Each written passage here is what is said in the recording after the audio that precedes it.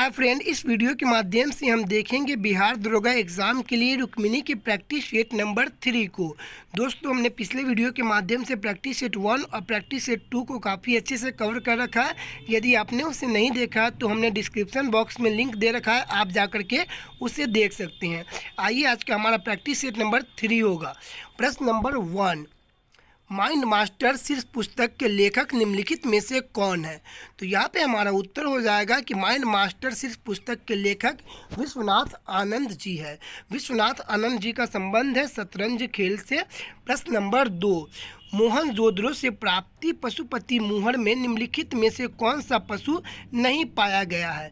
तो हिरन पाया गया है, गैंडा पाया गया है, हाथी पाया गया है, लेकिन शेर नहीं पाया गया है। ठीक है, तो ऑप्शन नंबर हो जाएगा डी करेक्ट। प्रश्न नंबर 3, निम्नलिखित राजाओं पर विचार कीजिए। ठीक है, इनमें से कौन बुद्ध के समकालीन थे? तो यहाँ पे हमारा उत्तर हो जाएगा ऑप्शन नंबर सी, 1 और 3। अजातशत्रु बुद्ध के समकालीन थे और प्रसेनजीत यह बुद्ध के समकालीन थे, लेकिन बिंदुसार ये मौर्य वंश के शासक थे। ठीक है, आइए हम देखते हैं प्रश्न नंबर 4। एक तरफ दिया गया है ग्रंथकार और एक तरफ दिया गया है ग्रंथ। ठीक है, इसे मिलान करना है। तो देखिए, यहाँ पे हमारा हो जाएगा वराहमिहिर। वराहमिहिर मिहिर क्या कौन सी पुस्तक लिखी थे? तो बृहत संहिता, विशाखदत्त इनके द्वारा लिखा गया था। देवी चंद्रगुप्तम, शूद्रक इनके द्वारा लिखा गया था। मृच्छकटिकम और विल्हन इनके द्वारा लिखा गया था प्रबंध चिंतामणि। ठीक है, तो यहाँ पे हमारा उत्तर हो जाएगा ऑप्शन नंबर ए। ठीक है, आइए हम देखते हैं प्रश्न नंबर 5 को। मुगल चित्रकला के विषय में कौन सा कथन सत्य है? तो यहाँ पे हमारा उत्तर हो जाएगा ऑप्शन नंबर डी। ये सभी के सभी कथन बिल्कुल सही है। युद्ध दृश्य और पशु पक्षी और प्राकृतिक दृश्य और दरबारी चित्रण ये सभी के सभी बिल्कुल सही है। प्रश्न नंबर 6, निम्नलिखित में से किसने पूर्ण सुरक्षा का वचन कर शिवाजी को मुगल दरबार में उपस्थित होने के लिए राजी किया था? तो यहाँ पे हमारा उत्तर हो जाएगा ऑप्शन नंबर सी, राजा जय सिंह ने राजी किया था। प्रश्न नंबर 7, सूची 1 को सूची 2 से मिलान कीजिए। आइए हम मिलान करते हैं। क्लाइव द्वारा लगाया गया था बंगाल में दोहरा शासन। बेंटिंग द्वारा अंग्रेजी शिक्षा को बढ़ावा दिया गया था। चार्ल्स मेडकॉक इनके द्वारा प्रेस से प्रतिबंध को हटाया गया था। और लॉर्ड कर्जन इनके द्वारा बंगाल विभाजन किया गया था। तो यहाँ पे हमारा उत्तर हो जाएगा ऑप्शन नंबर ए, 3, 4, 1, 2। ठीक है, आप मिलान कर लिए, हम यहाँ पे सही मिलान कर दिए, आप ऑप्शन को करेक्ट देख लेंगे। ठीक है, आइए हम देखते हैं प्रश्न नंबर 8 को। 1911 ईस्वी में जब राजधानी कोलकाता से दिल्ली लाने की घोषणा की गई, उस समय भारत का वायसराय निम्नलिखित में से कौन था? तो यहाँ पे हमारा उत्तर हो जाएगा option number D, Lord Hardinge थे। प्रश्न नंबर 9, साइमन कमीशन के आने के विरुद्ध में भारतीय जन आंदोलन क्यों हुआ था? तो यहाँ पे हमारा उत्तर हो जाएगा क्योंकि साइमन कमीशन में एक भी भारतीय सदस्य नहीं थे। ठीक है, साइमन कमीशन कब आया था? तो साइमन कमीशन की घोषणा की गई थी 1927 में, लेकिन साइमन कमीशन भारत में आया था 1928 में। इसी साइमन कमीशन के दौरान लाला लाजपत राय के सर पे लाठी लगी थी। ठीक है, जिसके कारण उनकी मृत्यु हो गई थी। प्रश्न नंबर 10, महाराष्ट्र में गणपति पर्व का शुभारंभ किया गया था। किनके द्वारा किया गया था महाराष्ट्र में गणपति पर्व का शुभारंभ? तो यहाँ पे हमारा उत्तर हो जाएगा ऑप्शन नंबर ए, बाल गंगाधर तिलक के द्वारा किया गया था। बाल गंगाधर तिलक की मृत्यु कब हुई थी? तो बाल गंगाधर तिलक की मृत्यु हुई थी 1 अगस्त 1920 ईस्वी में। इन्होंने अपने आंखों से असहयोग आंदोलन को नहीं देखा था। ठीक है, प्रश्न नंबर 11 क्या करा? भारतीय स्वतंत्रता संग्राम के दौरान रॉलेट एक्ट किस कारण सार्वजनिक रोष उत्पन्न किया गया था? प्रश्न कह रहा है 11 नंबर, भारतीय स्वतंत्रता संग्राम के दौरान रॉलेट एक्ट ने किस कारण सार्वजनिक रोष उत्पन्न किया था? तो यहाँ पे हमारा उत्तर हो जाएगा ऑप्शन नंबर सी, इसने लोगों को बिना मुकदमा चलाए जेल भेजने के लिए अधिकृत किया गया था। रॉलेट एक्ट कब आया था? तो सन 1919 में रॉलेट एक्ट आया था। ठीक है, प्रश्न नंबर 12, सन 1854 ईस्वी में उड विज्ञप्ति अभिव्यक्ति की शिक्षा का लक्ष्य था। सन 1854 ईस्वी में उड विज्ञप्ति में अभिव्यक्ति शिक्षा का लक्ष्य था। तो क्या लक्ष्य था? तो यहाँ पे हमारा उत्तर हो जाएगा ऑप्शन नंबर बी, भारत में पाश्चात्य भाषा, शिक्षा, कला, विज्ञान और संस्कृत को बढ़ावा देना। ठीक है। प्रश्न नंबर 13, आइए सुमिलित करते हैं इसमें से कौन सुमिलित है। तो देखिए यहाँ पे खजुराहो का मंदिर जो है वो चंदेल वंश से है, ये सुमिलित है, बाकी कोई भी सुमिलित नहीं है। ठीक है। प्रश्न नंबर 14, निम्नलिखित में से कौन सा सही है? निम्नलिखित में से कौन सा सही है? जो यहाँ पे दिया गया निम्नलिखित में से कौन सही है? सूर्य से पृथ्वी की दूरी के मध्य। ठीक है। तो यहाँ पे हमारा हो जाएगा खगोलीय इकाई, या सूर्य से पृथ्वी की दूरी को दर्शाती है कौन? तो खगोलीय इकाई। ठीक है। प्रश्न नंबर हो जाएगा 15, पृथ्वी पर दो स्थानों की स्थिति के देशांतर का अंतर 15 डिग्री है, स्थानीय समय में कितना अंतर होगा? तो यहाँ पे हमारा उत्तर हो जाएगा ऑप्शन नंबर ए, 1 घंटा होगा। प्रश्न नंबर 16, समुद्र में घनत्व बढ़ता है तो ऐसे में क्या होता है? समुद्र में घनत्व बढ़ता है तो ऐसे में क्या होता है? तो यहाँ पे हमारा उत्तर हो जाएगा ऑप्शन नंबर सी, लवणता और गहराई दोनों बढ़ती है। ठीक है। प्रश्न नंबर 17, आइए प्रश्न नंबर 17 को देखते हैं। प्रश्न नंबर 17 मैथ्स के हैं और मैथ्स के प्रश्न हम यहाँ पे स्किप कर देंगे। ठीक है। प्रश्न नंबर 18, निम्नलिखित में से कौन सा भारत की सर्वोच्च पर्वत शिखर है? तो यहाँ पे हमारा उत्तर हो जाएगा ऑप्शन नंबर सी, K2 भारत की सर्वोच्च शिखर पर्वत है। प्रश्न नंबर हो जाएगी 19, निम्नलिखित में से कौन सुमिलित नहीं है? निम्नलिखित में से कौन सुमिलित नहीं है? तो लोकटक झील यह मणिपुर में है, सांबर झील राजस्थान में है, लोनार झील महाराष्ट्र में है, लेकिन हुसैन सागर झील यह कर्नाटक में नहीं है, बल्कि हुसैन सागर झील यह कहाँ है? तो आंध्र प्रदेश और तेलंगाना में स्थित है। ठीक है। प्रश्न नंबर 20, छत्तीसगढ़ में कोरबा का महत्व है।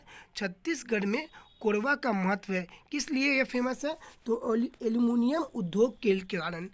एल्युमिनियम उद्योग के कारण छत्तीसगढ़ का कोरबा क्षेत्र यह प्रसिद्ध है।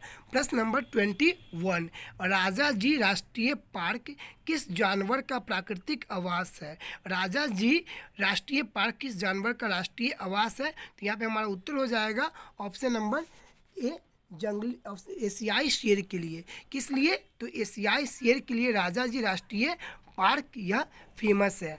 ठीक है। प्रश्न नंबर 22, फ्लाई एश एक पर्यावरणीय प्रदूषक है जो उत्पन्न होती है, किससे उत्पन्न होती है? तो उत्तर हो जाएगा ऑप्शन नंबर ए, तापीय शक्ति संयंत्रों से।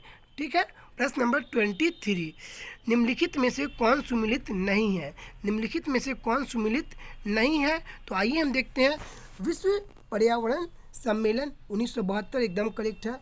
वियना सम्मेलन 1882, वियना सम्मेलन हुआ था 1885, न कि 1882। तो यहाँ पे ये सुमिलित नहीं है, ऑप्शन नंबर बी। ठीक है। आइए हम देखते हैं प्रश्न नंबर 24, ये मैथ्स के हैं। प्रश्न नंबर 25, कार्डेमम पहाड़ियाँ जिनकी सीमाओं पर स्थित है वे है कौन सी?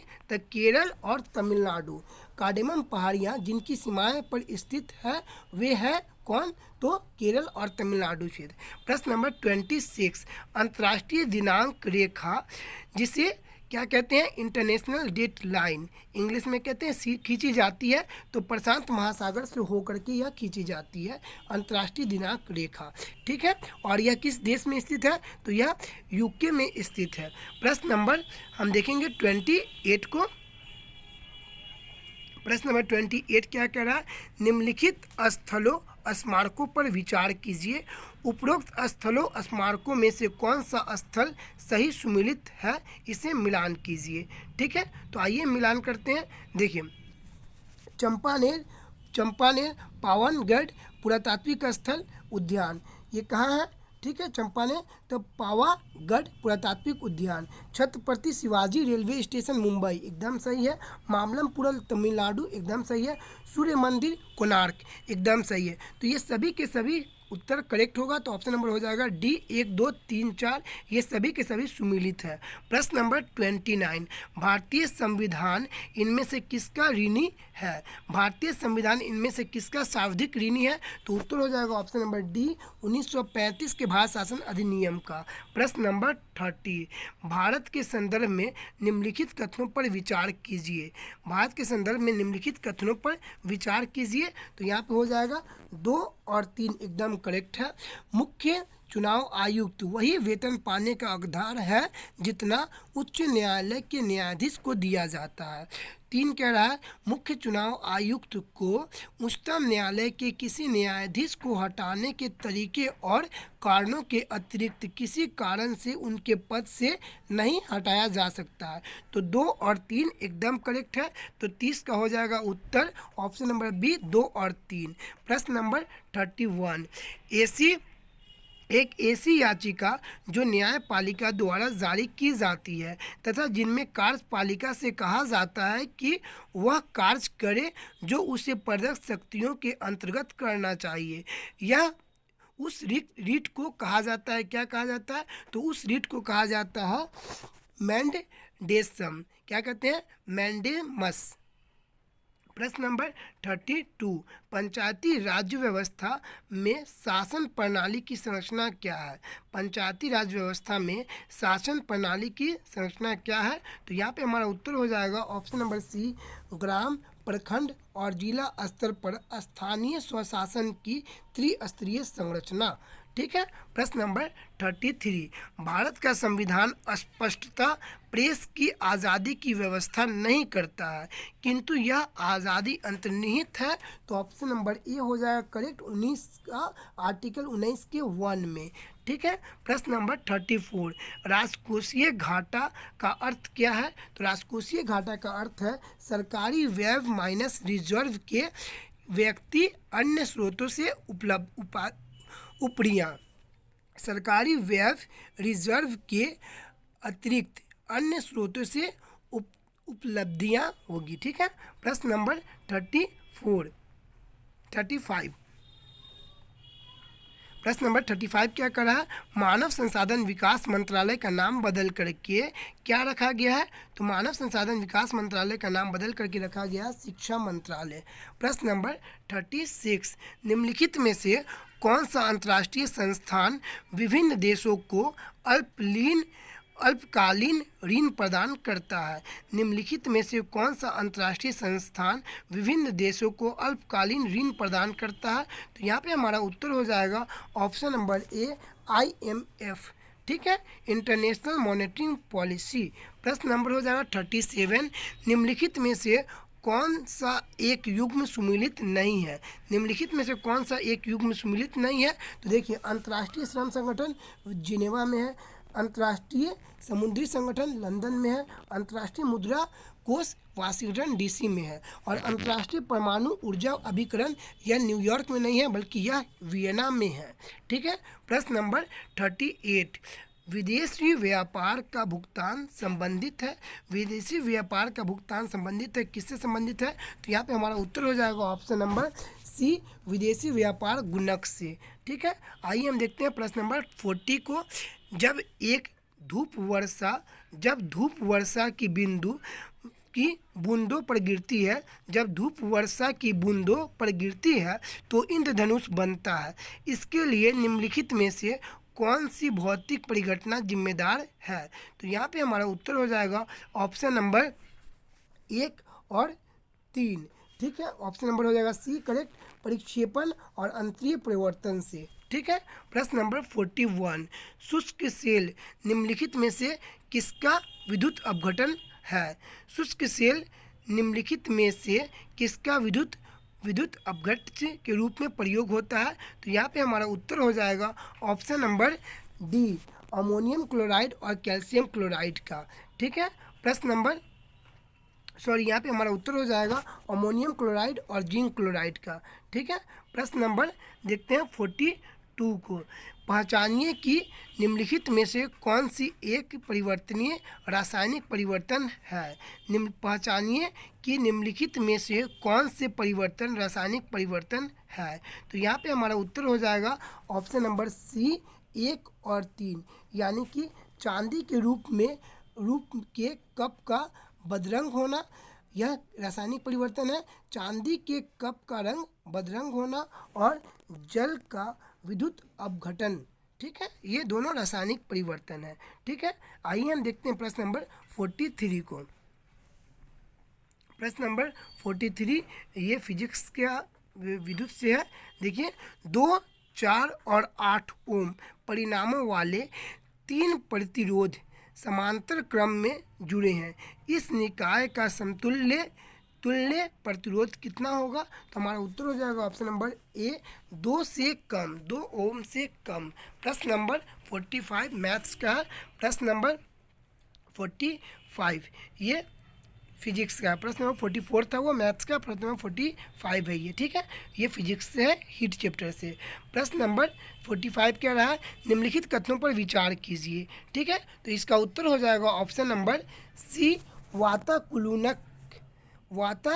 वातानुकूलक में कक्ष वायु के वाष्पीकृत कुंडलित में ऊष्मा निष्कर्षण होता है तथा द्रवनित कुंडलित पर ऊष्मा निरंतर होता है। तो यहाँ पे हमारा उत्तर हो जाएगा ऑप्शन नंबर डी, ये केवल डी सही है। ठीक है, प्रश्न नंबर हो जाएगा 46। प्रश्न नंबर 46 क्या कर रहा है, प्रश्न नंबर 46 क्या कर रहा है, कठोर जल के गुणधर्म के विषय में निम्नलिखित में से कौन सा कथन सही है। तो यहाँ पे हमारा उत्तर हो जाएगा ऑप्शन नंबर 1 और 2। ठीक है, दोनों सही है।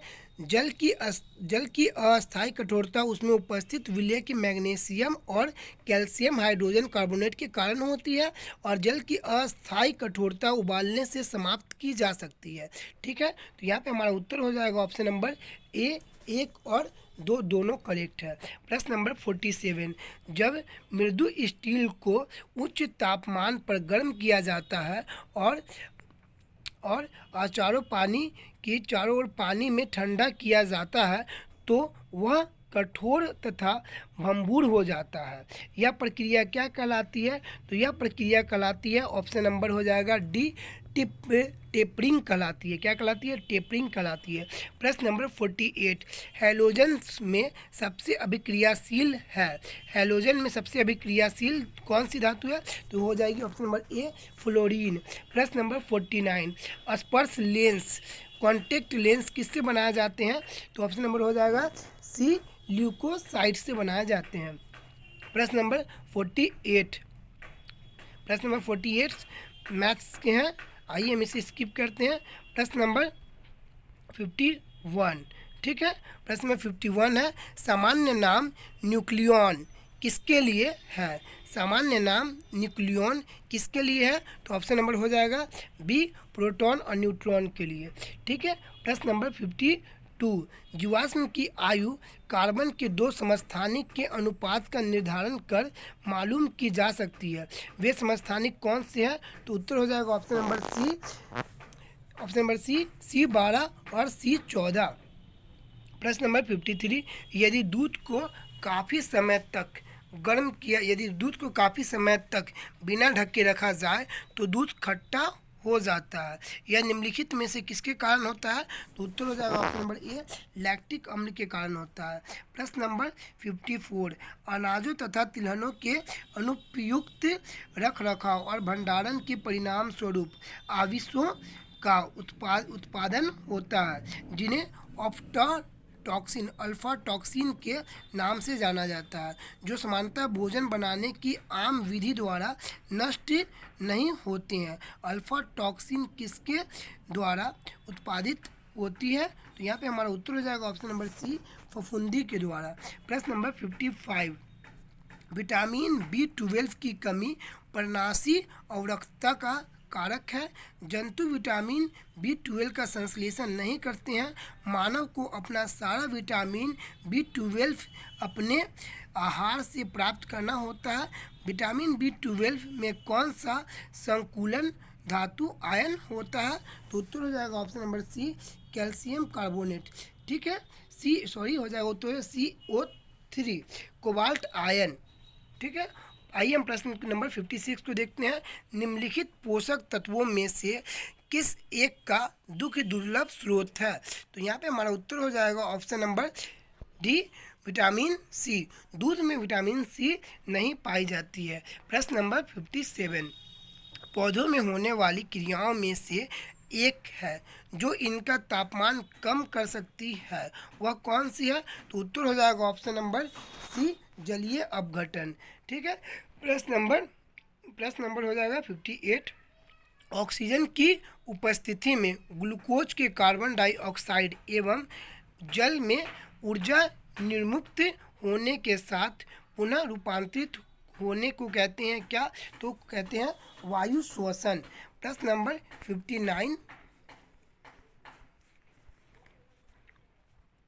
आइए सुमिलित करते हैं। प्रश्न नंबर 59 में सुमिलित कीजिए सूची 1 को सूची 2 से। ठीक है, तो देखिए, अस्त्र 25 किलोमीटर तक जाती है। धनुष यह 150 किलोमीटर तक जाती है। त्रिशूल 9 किलोमीटर तक जाती है। और आकाश 10 से 25 किलोमीटर तक जाती है। ठीक है, इसकी रेंज दी गई है। आइए हम देखते हैं प्रश्न नंबर 60 को। इसरो द्वारा स्थापित लिक्विड प्रोपल्सन सिस्टम सेंटर स्थित है? तो उत्तर हो जाएगा option number D, Hyderabad Telangana में। ठीक है, इसरो द्वारा स्थापित लिक्विड प्रोपल्सन सिस्टम है कहाँ? तो हैदराबाद तेलंगाना में। प्रश्न नंबर 61, साफला का पूर्ण रूप है। साफ्टा का पूर्ण रूप क्या है?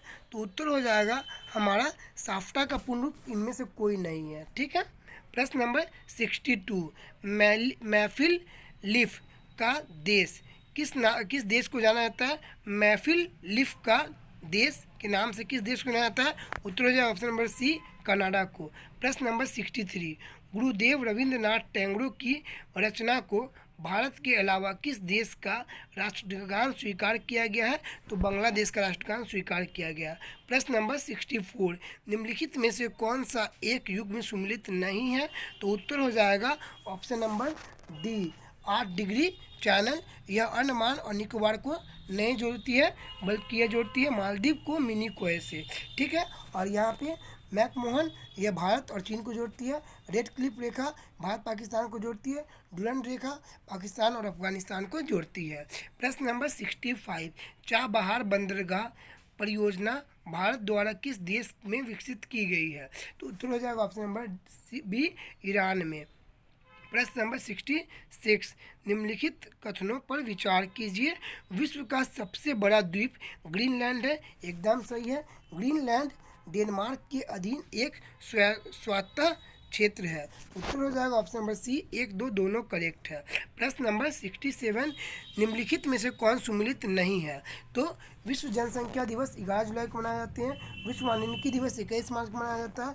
विश्व पर्यावरण दिवस 5 जून को मनाया जाता है। विश्व तंबाकू दिवस 31 मई को मनाया जाता है, न कि 22 मार्च को। 22 मार्च को क्या मनाया जाता है? कमेंट करके आप हमें बताएंगे। प्रश्न नंबर 68, पटाना नामक उष्णकटिबंधीय घास के मैदान निम्नलिखित में से किस देश में पाए जाते हैं? पटाना नामक उष्णकटिबंधीय घास के मैदान निम्नलिखित में से किस देश में पाए जाते हैं? तो उत्तर हो जाएगा ऑप्शन नंबर बी, इंडोनेशिया में। प्रश्न नंबर 69, ऑपरेशन ब्लैक बोल्ट का संबंध किससे है? ऑपरेशन ब्लैक बोल्ट का संबंध है पौध शिक्षा से। प्रश्न नंबर 70, भारतीय उपमहाद्वीप में बोली जाने वाली भाषाओं में बोलने वालों की शाब्दिक संख्या के आधार पर हिंदी के बाद किसका नंबर आता है? तो हिंदी के बाद आता है बांग्ला का। प्रश्न नंबर 71, निम्नलिखित धार्मिक समुदाय में कौन सा समुदाय कैवल्य का अभ्यास करता है? तो हमारा उत्तर हो जाएगा ऑप्शन नंबर बी, जैन धर्म का। प्रश्न नंबर 72, निम्नलिखित में से किस राज्य क्षेत्र में जारवा जनजाति रहती है?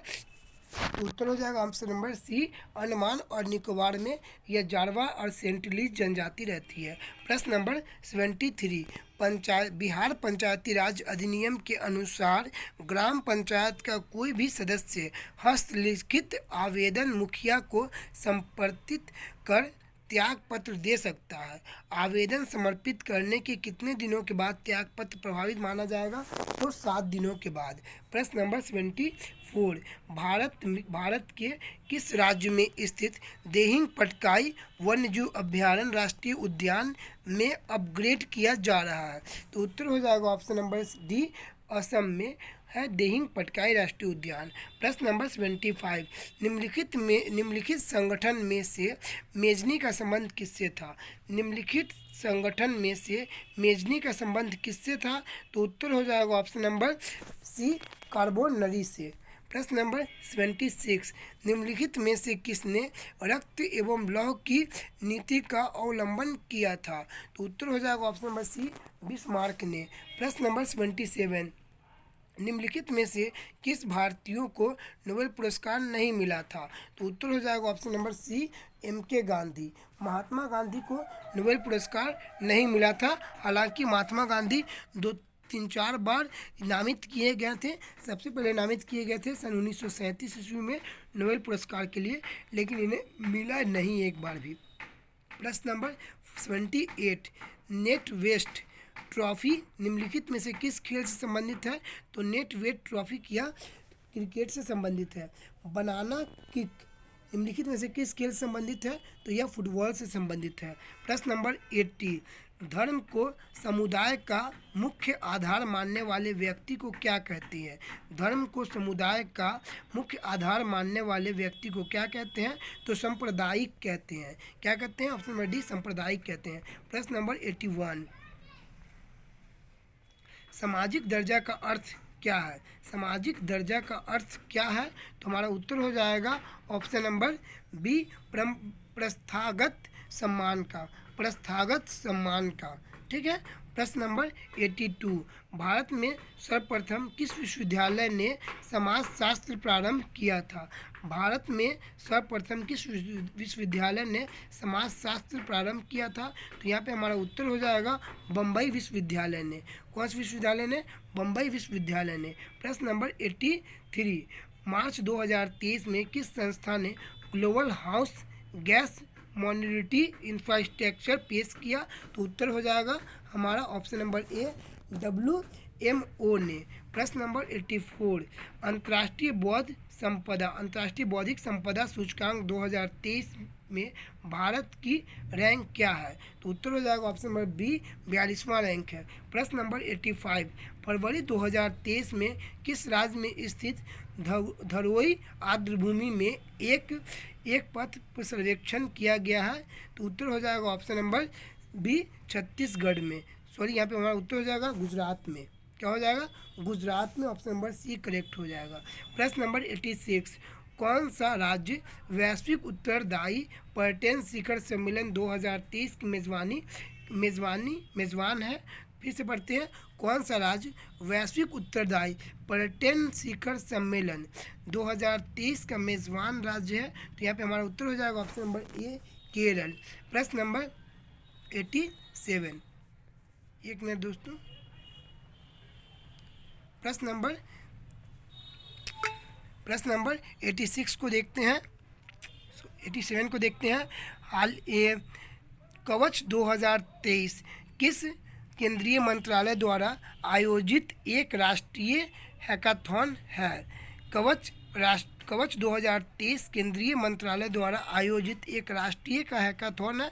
देखिए यहाँ पे थोड़ा कट गया है, माफ़ कीजिएगा, ठीक है। तो हमारा उत्तर हो जाएगा यहाँ पे ऑप्शन नंबर बी, ए और बी दोनों, पर्यावरण मंत्रालय का और रक्षा मंत्रालय दोनों का, ठीक है। प्रश्न नंबर 88, जुलाई 2023 में बाल संरक्षण सुरक्षा तथा बाल कल्याण संगोष्ठी वात्सल्य भारत कहाँ आयोजित किया गया? तो हमारा उत्तर हो जाएगा ऑप्शन नंबर बी, पुणे में। प्रश्न नंबर 89, जून 2023 में भारतीय और अफ्रीकी नौसेना के बीच समुद्री साझेदार अभ्यास कहाँ आयोजित किया गया था? तो यहाँ पे हमारा उत्तर हो जाएगा जून 2023 में भारतीय और फ्रांसीसी नौसैनिक के बीच समुद्री साझेदार का अभ्यास कहाँ आयोजित किया गया था? तो आइए हम देखते हैं प्रश्न उत्तर हो जाएगा मेरा उत्तर हो जाएगा ऑप्शन नंबर ए, बंगाल की खाड़ी में। ठीक है। प्रश्न नंबर 90, केंद्रीय मत्स्य पशुपालन और डेयरी मंत्री पुरुषोत्तम रूपाला ने किस तिथि को नंदी पोर्टल का शुभारंभ किया था? तो यहाँ पे हमारा उत्तर हो जाएगा ऑप्शन नंबर सी, 22 जून 2023 को। ठीक है।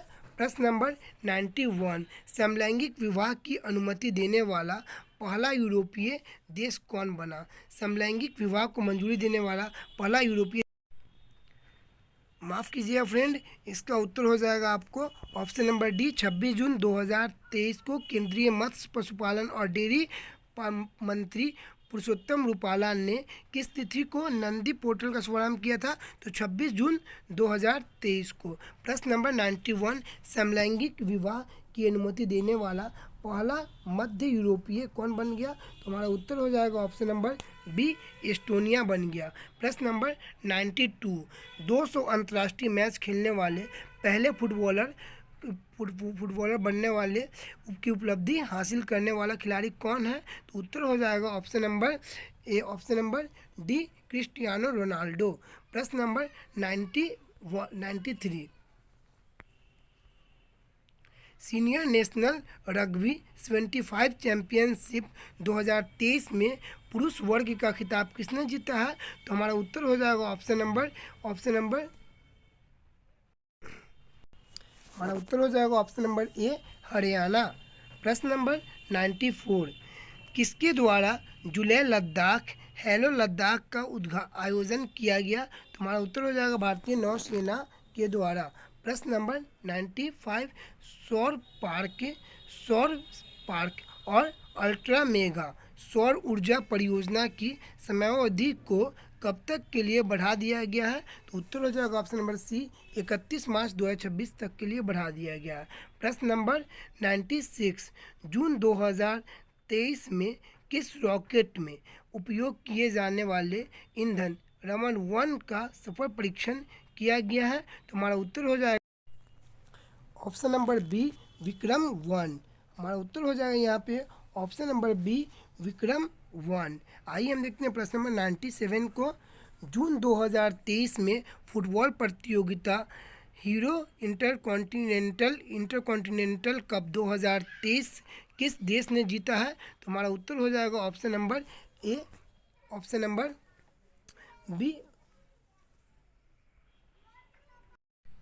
हमारा उत्तर हो जाएगा ऑप्शन नंबर ए, भारत ने। ऑप्शन नंबर ए, भारत ने जून 2023 में फुटबॉल प्रतियोगिता सुपर इंटरकॉन्टिनेंटल कप 2023 का खिताब किसने जीता है? तो भारत ने। प्रश्न नंबर 98, अंत्योदय परिवार को सामाजिक वित्तीय सुरक्षा प्रदान करने के उद्देश्य से दयालु योजना किस राज्य में संचालित किया गया है? तो उत्तर होगा ऑप्शन नंबर डी, हरियाणा में। प्रश्न नंबर 99, किस देश में हॉकी टीम ने एशिया चैंपियनशिप ट्रॉफी 2023 जीता है? किस देश की हॉकी टीम ने एशियन चैंपियन ट्रॉफी 2023 जीता है? तो हमारा उत्तर हो जाएगा ऑप्शन नंबर बी, भारत ने। प्रश्न नंबर 100, जून 2023 में जर्मन बुक ट्रेड के शांति पुरस्कार से सम्मानित किया गया है। तो किसे सम्मानित किया गया है? तो उत्तर हो जाएगा option number B, Salman Rushdie को।